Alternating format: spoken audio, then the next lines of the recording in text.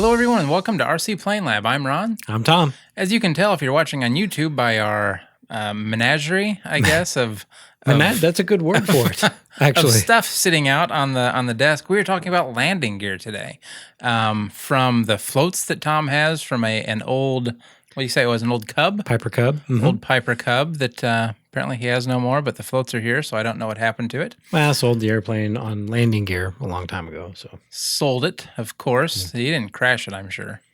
no, I never crashed that one. I've crashed plenty, but not that one. To a small pair of landing gear that I have out here from a small plane that, actually, I don't even know what that one's from. The Probably small a yellow foamy. ones? Probably. All the way up to the landing gear off my big yak. And Which then a whole bunch pretty of much different. dominates the table we have here. Well, it's made to look a lot smaller with your floats out here, but that's okay. Had to balance it out. All yellow, by the way. I just noticed that. Oh, it is all yellow. And they're not all Cubs. No, that's kind of Anyway. popular color. Landing gear is what we're going to be talking about today. Yep. But before we get into that, a couple housekeeping items I want to talk about. First off, there's a new survey out. If you haven't filled that out yet, please go fill it out. Yeah, if you wouldn't mind, like I always say, help us help you. Filling out those surveys is a surefire way to get us talking about what you want to listen to. I mean, couldn't have said it better myself. Well, thank you. Anything else you want to say on the survey? No, just fill them out. And like I said, I appreciate the input, good or bad. If you've got constructive criticism, we certainly take that in stride and try to incorporate that into the show. And then the next thing we want to talk about, this might not be as popular. However, we are taking a break. Yep. There will be no new episodes released in May. Mm-hmm. And that's kind of to give us some time to get caught up on some things that we've been wanting to do around the house. It's nice out. We want to go fly. Yeah. We're taking a vacation. I mean, everybody's entitled to a vacation from their job usually. So we're going to take the month of May off and not provide any content. We may take a random opportunity to put some stuff on the YouTube channel like how-tos. We may continue that sort of thing, or hopefully some flight videos. We're going to hopefully do some flight. If weather works, I agree. It's so windy here. Like I wanted to fly today, but You already know where to go. well, yeah. But that's okay. Yeah. And then also coming in June, we're going to start doing a release every 2 weeks as opposed to weekly. Once again, there's a lot of time and effort that goes into doing this, that goes into editing, that goes into preparing, that goes into figuring out what to talk about. Yeah. And we want to go fly and have some fun. Yeah. So we're not going anywhere. We're just going to take some time off. Yeah, we we're not will quitting. be back. No, we're not quitting at all. We definitely. I know I have a lot of fun with this, and Ron does too, even though he puts in a lot of hours with the editing. But yeah, we're going to take some time off and then spread out the episodes starting in June to every other week, so that we can fly and hopefully come up with more content to give you guys. And then build some stuff. Yeah, and then when the flying season is past us, and we pick back up in the fall with our weekly schedule. Yeah, so once it gets darker earlier, and we start to have less time to go outside and do things, and less stuff to do because it's summer, we'll get back to our weekly release. Yeah. Yeah. So that's the big news anyway. Yeah, I hope everybody's okay with that. If not, well, you will be, because we'll be back and it'll be just okay. Yeah. So this will allow us to catch up on some projects, and hopefully we'll get to start some other projects that we had planned. So, and for that we need time, and unfortunately the time that it takes to edit these episodes is great, which doesn't leave a lot of extra time to start some of these other projects. So yeah, that's the big news. But today we're going to talk about landing gear. Let's get started, Tom. All right. Hey, listen, not all airplanes have landing gear. But they should. Well, I mean, it's a lot more fun to take off, I think, to take an airplane off of the runway than throw it in the air. I agree. And it's I don't want to say an essential skill, but it's so important to know how to taxi, to know how to do all that kind of stuff. Because let's be honest, most of the bigger airplanes, most of the scale type airplanes, anything really once you get out of foamies, are going to have landing gear. Yeah. So it's a good idea to know how to fly off of landing gear. Yeah. And so, if so equipped, basically, and if you didn't already know, the landing gear is what allows the airplane to safely, keyword safely, contact the ground without being torn to shreds. without being torn to shreds or broken in half or what have you. But yeah, the landing gear facilitates that safe contact with the ground, either for from takeoff to flight or from the reverse of that, from flight to the landing.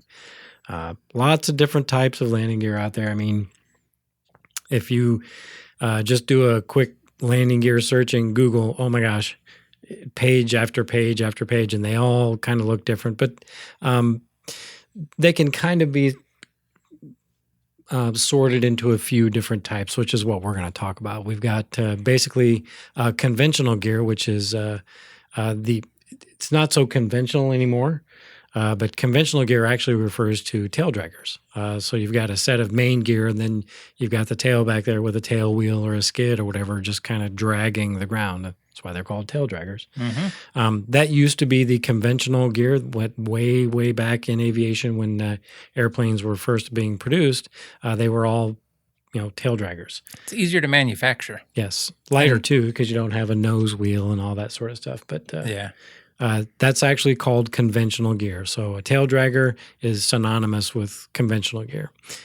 So then you also have tricycle type landing gear, which is what is kind of the convention now, which is basically a set of mains with a nose wheel.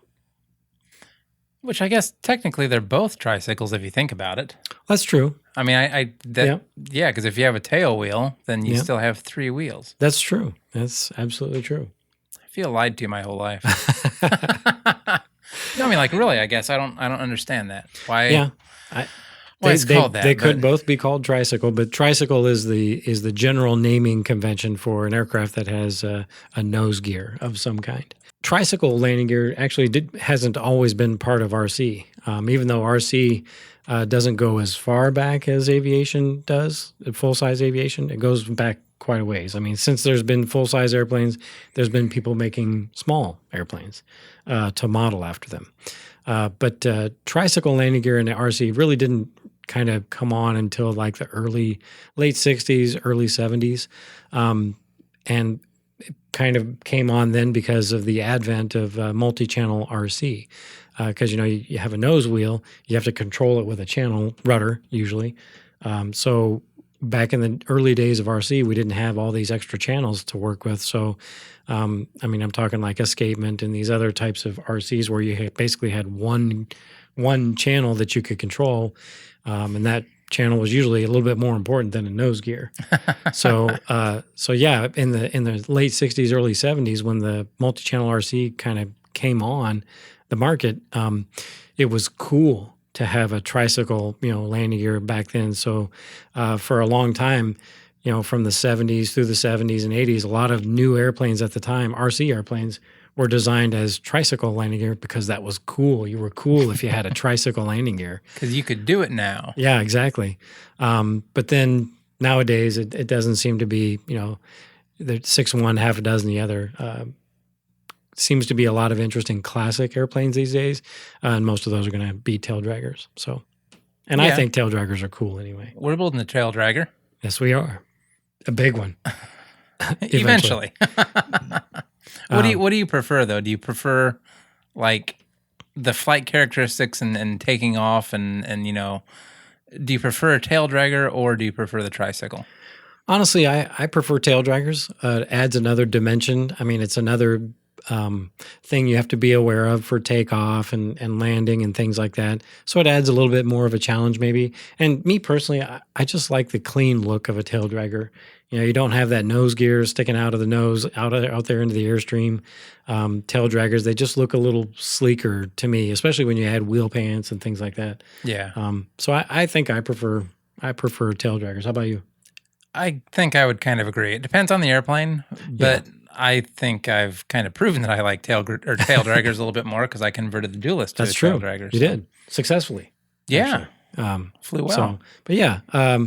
So that's and then another type of gear is retractable landing gear, which is a whole other animal that we'll address maybe in the next episode. Yeah, actually, next episode will be setting up landing gear. There you go. So, and with retractable gear, I'll just mention that there's different types of retractable gear. There's pneumatic, which is air operated. There's mechanical retracts that are operated with a servo. And then there's electric ones also that basically are just like the name implies, they're powered by electricity.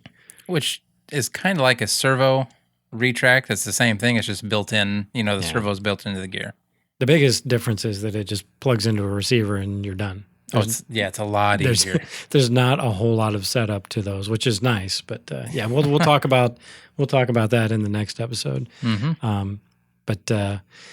So there's the three different types. You can have. So you've got the gear, and then you've got wheels. You can have skids, floats, skis. I mean, the different types of landing gear are, like I said, you do a Google search, you'll see what I'm talking about. There's lots of different ways to make your airplane safely contact the ground. Now, when it comes, so I've never flown off of a lake or anything before on skis. Mm-hmm. Is it different than flying a regular airplane off of a runway? Well, yeah. Let's say skis off of a frozen surface or snow or wet grass. Sometimes you can fly with skis off of wet grass. The skis add a lot of drag, and if they're not set up correctly, if they kind of point down when you take off out into the airstream, they add a lot of drag, and it usually requires a lot of trim and things like that. But as far as taking off and landing, it's kind of the same. Just a little more drag. Now, floats, on the other hand, it's a completely different animal. I was going to say, so since you answered that question, I realized I said the wrong thing. And I meant to say floats. I have flown with skis before. Oh, okay. But never with floats. So let's try this again. Floats. I've never flown with floats before off of a lake. Yeah. Is it different? It is. And how so? Generally speaking, your takeoff run ends up being a lot longer. You need... It takes a little bit more power to move those floats through the water, even though they have tricks designed into them to help break the surface tension of the water so that they get on plane, which is the float actually riding on top of the water as opposed to in the water. We actually talked about that before. I was asking about the floats that you have sitting in front of me, and it's got that little cutout thing. If you're on YouTube, you can see. It's called a step. Yeah, and I asked what that was for, and that's what you told me. So it's designed. Designed to break the surface tension to get the thing up on top of the water where there's less friction, less float actually touching the water. So it gives you the least amount of friction. With flying with floats, you've got a lot of cross section area out there, so requires a little bit more power maybe than flying the same airplane with landing gear. If you're accustomed to flying around your Cub at half throttle, you may have to adjust that, to 3/4 throttle or so at the same speed with floats because they do add a lot of drag. But the takeoff is usually pretty much a non-event. They go usually they're actually quite difficult to steer actually once they're up on step. I mean, this one has rudders actually built into the back of each float. Off the screen here, but to facilitate movement, and those work okay. They have a lot of authority at slow speeds, but once these things get up on step, there's a lot of pressure on those things, so it takes a lot of servo to move those things in the water at those kind of speeds. So they actually want to go in a straight line, which is great for takeoffs and landings because you don't want to veer left or right on your takeoff. So that actually kind of, in a sense, makes it easier to fly off of water with the floats because they do just want to go straight ahead. That and the runway is a lot bigger. Well, depending on the size of your lake or pond. I guess that's true, but usually it's going to be a lot wider than a normal runway that you'll take off at, like at a field or something. Right. So. The things I've found, though, when I've flown with floats is that usually you're going to be flying off of a lake or a pond or something like that, which are usually surrounded by trees. So sometimes, even though you have this nice long runway, you may have trees at either end of it that could potentially impact your approach angle and your takeoff and all that. So trade-offs, I guess. But flying off of water is a lot of fun. I bet it would be. Yeah. And how about landing? What's that like? The landing, you pretty much set up exactly like you would with gear. You do maybe you don't have to flare as much because the floats will absorb a lot of that impact. But yeah, the approach and the technique is pretty much the same. And then do you slow down quite a bit faster then? Yeah, it slows down very fast. Does it? Yeah. Kind of wondered about that because as you get down into the water, it's like a break of its own. Yeah, it's kind of like I kind of liken it to flying out of heavy grass. Except with you don't have the nose overs as much because you have a lot of float ahead of the CG. So it's like the drag of heavy grass. Yeah. Not as much elevator, like up elevator as soon as you get down on the ground. Yep. Exactly. Well, it does seem like it'd be easier. It is. And it's a lot of fun. Like I said, usually if you're flying off the water, then you're hopefully doing other things around the water too, like maybe swimming and stuff like that. So it makes for a good time. Now, the ones that are in front of me are pretty big. What size airplane would that go on? So those are off of my old Goldberg anniversary edition, I think it was called Cub. And I think that measures 74 inches, I think, on the wing. Oh, that's a lot smaller than I would have expected for something this size. Yeah. I think huge. Yeah, I think these floats will probably accommodate up to probably 80 inches or so, probably. But anything heavier than that, there's going to be so much float in the water, you'll have a hard time getting them up on step. Interesting. Yeah. That's kind of cool. Yep. All right, what else you got? So that pretty much covers most of the types of landing gear that you'll find on our RC planes. They can be made of lots of different materials. Wire, you see a lot of wire landing gear here on the table. That's because it's fairly inexpensive and fairly easy to make. You can bend a piece of, music wire or piano wire. Thank you. Lots of different shapes to make different types of landing gear. So that's probably the most versatile, and it's usually held in place to the fuselage or the wing. There's usually a slot or a keyway maybe built into your fuselage to allow the wire to sort of sit into that, and then it's held in place with straps usually. So it's a pretty simple arrangement, pretty easy to fabricate if you're building from scratch. Pretty easy to make wire landing gear and make that work for you. The nice thing too, if it actually goes into the bottom of the fuselage, that really, how it kind of goes up and has the hole that it goes up into, that really makes it hard to bend when you land, or hard to rip your landing gear out. Oh, that's one of the things I've noticed. If you land harder with that kind of gear, it's very forgiving. It's very forgiving. Yeah. Whereas a regular bent aluminum type gear, that'll tear out a little easier. Yeah, it can be. Yeah, not that I've ever done that. I have. I've torn out landing gear before, and I don't think I've ever torn out a landing gear block using wire gear. So usually they're built pretty stout.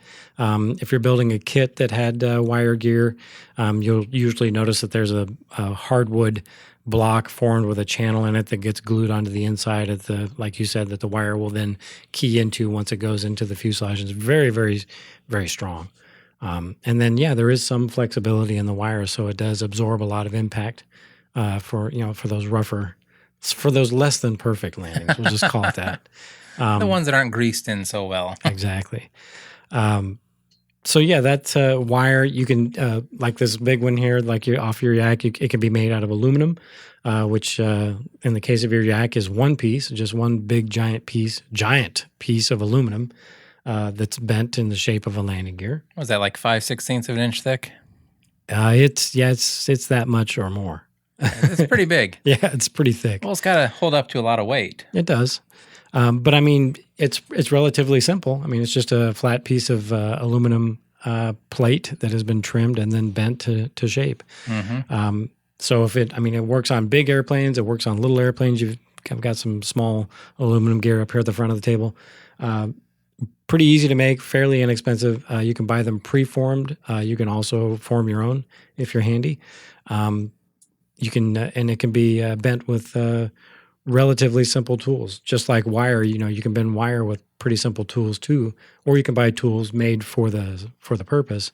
But usually a vise and a pair of pliers, and you've got handy bending tools for your aircraft landing gear. Yeah. Yeah. So aluminum gear can be one piece, or it can be two piece or multi-piece. Like this old pair off to the side here, you probably can't see it in the screen, but two-piece landing gear, basically two legs that bolt to the bottom of the airplane. That's a common a common setup for a lot of ARFs are built that way. So yeah, aluminum. That's another type of material you can use. Fiberglass. I've seen fiberglass landing gear. Dubro used to make one piece. They look very similar to the shape of your aluminum gear here, but just made out of fiberglass. So it's a little bit lighter than aluminum, a little bit more flexible than aluminum. Yeah, I would think it would give a little bit more. Yeah, still capable of tearing out your gear blocks though, because it's not wire. It's not embedded in that nice hardwood block inside the fuselage or the wing. Yeah. But yeah, fiberglass. There's plastic gear out there. In the case of a lot of small foamies and EDF, or not EDF, but small balsa wood airplanes. Sometimes they'll have plastic gear that is fine for the task. I've seen landing gear made out of wood. Actual like struts made out of wood. Oh, yeah, I guess I have too. But yeah, mostly, when you think of landing gear, you don't think of floats. But yeah, these floats here, they're made out of wood. So that's another type of material you could use. And these are wood? Yeah. Oh, no, I just assumed they were fiberglass. Nope, they're wood. Huh, yeah, interesting. Built to myself Oh, you did? Many years ago, yeah. Oh, that's kind of cool. Yeah, so those are is it just balsa then? Balsa and light ply, yep.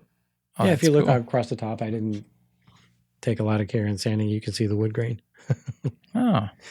But yeah, and then, the coolest material you can use to get your gear is carbon fiber, which is also the most expensive. Yeah, there's no doing that on your own. I mean, carbon fiber. No, there's some folks that can do that. It's certainly outside my skill set to lay up my own carbon fiber gear. Well, I guess what I'm saying is you can't buy like a strip of carbon fiber right. and bend it into your own. Yeah, exactly. Yeah, you can laminate it if you know what you're doing and all that, but that's a lot of work. Yeah, but it's in its use, it's done kind of very similar to how an aluminum plate landing gear would be done. It simply bolts to the airframe. The carbon fiber is very light, but it's also very rigid. It doesn't flex much. And if it does flex much, it usually delaminates, which then renders the gear useless. So be careful. Cheap carbon gear might want to stay away from that. Depends on what you're putting it on, right? Yeah. If it's important to you, don't do it. Right. And I got to say, I've probably seen more landing gear blocks torn out of fuselages with carbon gear than I have with any other type. Probably because it doesn't give. The carbon gear is very, very stiff and doesn't flex at all. So probably why well, let me put it this way. I've repaired more landing gear block failures with carbon gear than I have any other. So that makes sense. Take that for what it's worth. Yeah. Something's got to break, and if it's not going to be the gear, it's going to be what the gear attaches to. Exactly. Yep. So basically the landing gear components, they're pretty simple. I mean, you've got basically the landing gear strut, or like in the case of your aluminum gear here, the aluminum piece would be considered the strut. And then there's an axle. So the strut is what connects the airplane to the wheel? Well, the strut is what connects your whole landing gear system to the airplane, to the airframe. So, like if you think of the strut, it has the wheels and the axles and all that stuff mounted to it, and then that all gets mounted to the airframe, and that piece that mounts it to the airframe is technically a strut. So, okay. But yeah, you've got your strut, and then you've got your axle, then you've got your wheel or ski or whatever you have out, hanging off of your axle, and then fittings for attaching wheel pants if you have them, or any necessary fairings if your airplane is so equipped. And that is basically a landing gear system in a simplified explanation. But yeah, the axles usually are bolted to the strut, or if you're using wire gear, the axle is usually formed as part of the strut. And then your wheel slips onto your axle and is held in place either by a wheel collar or some other cool device used for keeping your wheel on the axle. And that's pretty much it. Could be about anything, really. I've seen rubber bands even. Oh, yeah. On small ones. I mean, you can a rubber band that's held on with it. Yeah, anything that'll keep the wheel on the axle. Yeah, washer soldered to the end. Yeah, O-rings. I've seen that before. Yeah. So yeah, that pretty much covers the landing gear system and componentry that is part of that system. Okay. I touched on retractable landing gear and kind of mentioned the types. I'll just go over that real quickly since we'll do a little bit deeper dive on the next episode on setting it up. But basically, there's three basic types of retractable landing gear. And there is mechanical, which basically is operated by a servo with push rods, just like a control surface. And then you have pneumatic, which is actually air operated from an onboard pressurized tank on the airframe. And then you have electric, which are operated by an electric motor that is internal to the retract unit that drives the gear mechanism. That's usually a worm gear, right? Like that kind of setup. Yeah. So, Yep. I mean, technically, it's not really exactly like a servo. Yeah. The motor works Right. a little bit differently, but Yeah. yeah. So when did each one come out? Do you remember? Like, Oh, what was gosh. out when you started? And Well, so when I got started in RC, mechanical and pneumatic were already well established. So okay, I witnessed, if you will, the evolution of electric, which actually goes back quite a ways. Honestly, I believe, and don't quote me on this, but I think Kraft Electronics had a set of electric retracts back in the late '70s, which is quite remarkable yeah, it's considering a long time ago. how there was like a really long void where there were no electric retracts, and now, with the advent of fairly inexpensive electronics from overseas, they've come back and Well, and everything's been miniaturized too. Smaller motors, smaller, more powerful motors. I guess. technology. Yeah. So I guess we're kind of calling maybe the electric retracts nowadays is like going through a second renaissance or maybe a second coming or whatever. But yeah, they're different. Like you said, the electric retracts today are usually a worm gear driven by an electric motor. The electric retracts of old were basically a servo embedded into the gear unit that operated a camshaft just like a push rod would operate. So Okay. it's kind of like a mechanical retract taking the servo and decentralizing it and putting the servo actually in the retract. But yeah, they were considered electric retracts, even though technically they were more like a mechanical. Yeah, if but that they were makes ran by electricity as opposed to pneumatic, so that's probably why Right. they Yeah. were called that. So So what? Now you chose to use pneumatic I did on your on the Duelist. Duelist. Why did you go with that as opposed to the simpler electric? So for me, it was a nostalgia. It was because my original Duelist, if you remember the premise of the Duelist project, it was to kind of build another Duelist out of the ashes of the old one that I crashed way back in the 90s. Yeah. And I still had, the one surviving retract unit from that Duelist. So, and it was pneumatic. So that's That was the why. reason. Yeah. Okay. But generally speaking, I don't shy away from projects that might be solved in easier fashion in some other way. So I'm not, I'll use mechanical retracts even if the opportunity presents itself. But yeah, the reason I chose it for the Duelist was really more out of nostalgia than anything. It seems overly complicated. I mean, I can see I'll that. just leave it at that. Like for what you're doing with it, it just seems overly complicated for something that size.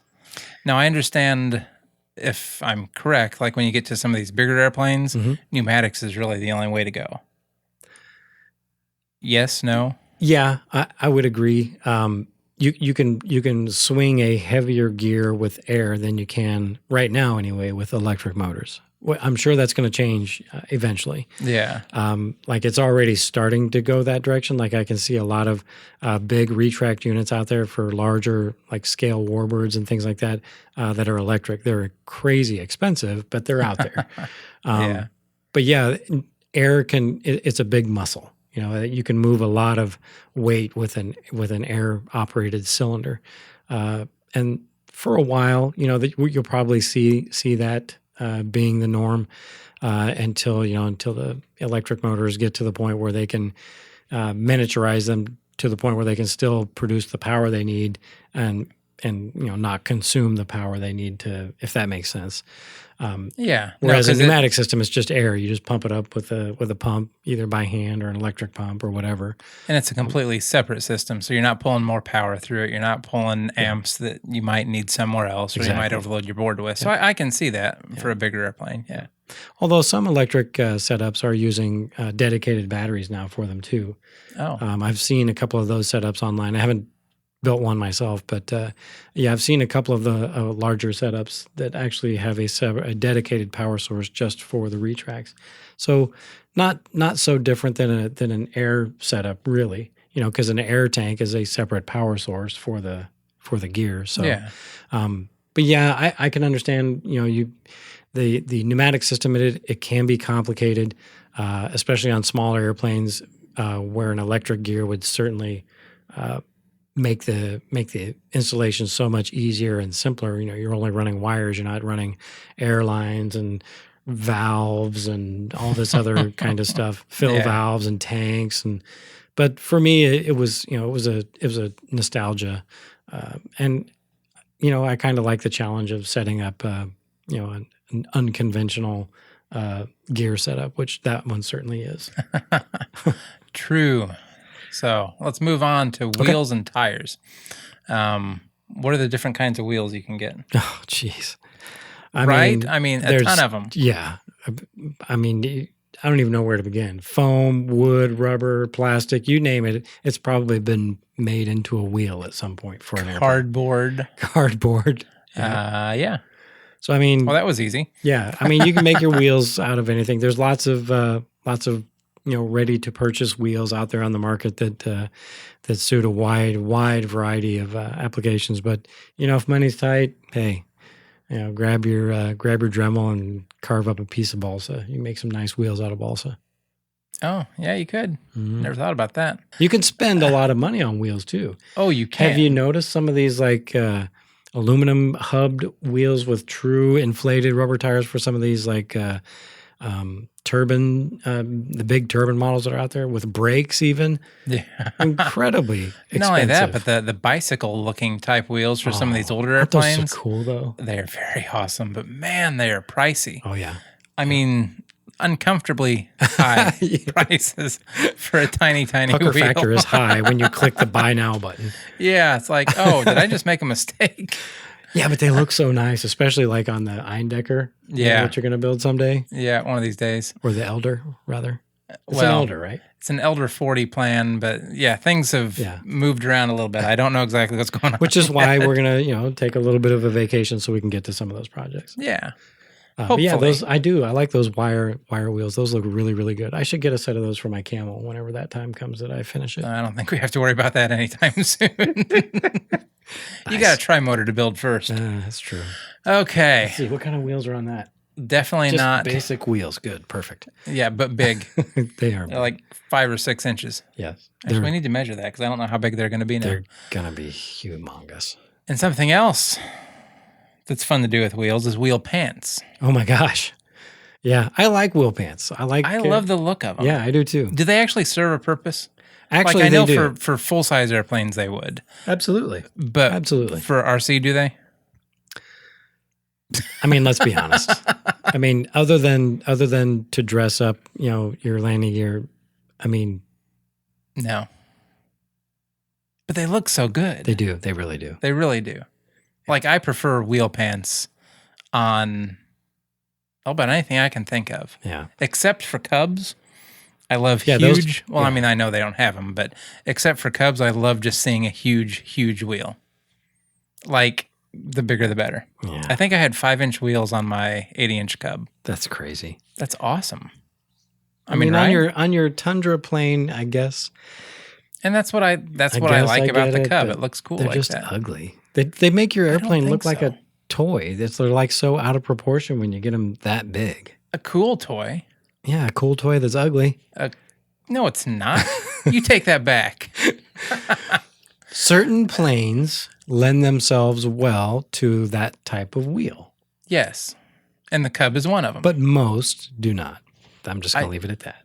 I would agree with that. Okay, good. Like I wouldn't put 6-inch wheels on the Duelist.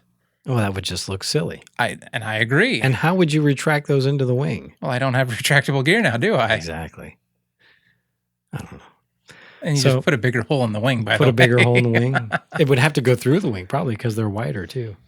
I'm not sure the wing would be thick enough to accommodate such a wheel. So the wheel would go out on top of the wing. Anyway. That would be really ugly then. That might be kind of neat. Oh, gosh. No. I know what's next. So, yeah, I will, wheel pants, getting back to wheel pants, I will go through the trouble of mounting them just because I really, really like how they look. To me, they finish, you know what I mean? They finish an area, especially a tail dragger. Yeah. They just give it that nice finished look. You know what I mean? They almost, like I know certain tricycle gear airplanes have them, but they almost look comedic. Yeah, they don't. They almost look comical on a tricycle gear. Yeah, they don't look right. I mean, I agree. Yeah. So, but sometimes they can be a challenge to mount. But and we'll leave it at that. As you had a little bit of a challenge mounting yours on the Duelist. I did, and then it was kind of unfortunate because the only way I could figure out how to do it was to actually steal axles off of another airplane that I had sitting back in storage. Let's just say that way. So I stole the axles off of that. There was a weird. He's talking about an airplane that came out of the waterlogged airplane transportation device. No, I'm not. Oh, I thought. No, this is that black biplane. Oh yeah, it is in storage. Yeah, you're right. Oh, there we go. Gosh, he will take any chance whatsoever. That we'd like to get to any chance whatsoever to make fun of me for a leaky trailer, even when it's not true. Anyway, so I stole the wheel axles off of that. It was a weird 2-piece type axle, and I loved it. Mm-hmm. Like it worked great. And I asked Tom where to get them. He's like, "Oh, I've never seen that before. I don't know where you can get them." So. That's how you talk, by the way, too. Yeah, so perfect impression. I have no clue. Like, I'm going to have to reach out to somebody else and try and figure out what they are because those were so much easier to use. Yeah, maybe we'll post a picture of them. I've seen axles like that before in like some ARFs, but like as far as seeing something like that for sale, like from Dubro or something like that at a hobby shop, I've never actually seen an axle like that for sale. It's weird because, it's just a threaded axle that that. It's almost like a wheel collet. Yeah. Like it's just a big wheel collet that's threaded. Exactly, yeah. And then your axle goes through it. Kind of a neat idea. It is. You use the set screws to hold it in place. The only thing I don't like about it is how much axle actually protrudes on the inside of the gear. That's the only thing I don't like about that. Oh, you can cut that down. I just didn't have a chance to. Ah, okay. Because it really doesn't need to be any farther than like the jam nut that's on there. Yeah, pretty much. Okay. Well, a little bit farther. Well, then than it wouldn't actually look any different than these. Well, it would stick out a little bit more because you have to have the collet okay. or the collar on there. Yeah. Okay. But other than that, it doesn't have to be much farther. I just didn't trim the other ones because I ran out of time, and then I forgot about it. So. Well, it flies fine. Yeah, it flies great. 94 mile an hour, was it? I don't even remember anymore. Slower than yours. Mine I know. was faster. That's all I remember. For now. For now, yeah. Anything else you want to talk about with gear? But yeah, anyway, wheel pants. Take the time to mount them because they really set your airplane off and give it that finished look. But yeah, that's really kind of all I wanted to talk about. But be careful with the wheel pants because they also break easier. They can if you don't have them mounted right, and if you don't have them mounted right either. By the way, they will spin around and make it a lot harder to land. I actually have not done that. No, you haven't. But I have seen people that have. And it's comical. It is comical. I mean, we've seen it a few times at our field. Somebody will fly by in the wheel pant just doing the old spinaroo there on the landing gear, which is kind of amusing. Yeah. But I don't want that to ever happen to me. No. Okay. Yep, so that's as deep as I really wanted to get into landing gear, just more of a familiarization kind of. And then the next episode, I'm going to talk about setting up your retractable landing gear and some other tips I'll share. All right. Well, then tune in next week. And please. That's it. And hey, I'll hit you guys up again. Please fill out the survey if you haven't already. Like I said, help us help you. We're running out of ideas here. So if you want to hear us talk about stuff, we get those ideas straight from you guys in those surveys. So please fill them out. Take the 2-5 minutes, whatever it is. Yes, the 2-5 minutes. The 2 to 5 minutes to fill them gotcha. out. And that would help us out, which helps you guys. All right. Thank you, everybody. Until next time, I'm Ron. I'm Tom. See you later. Good night.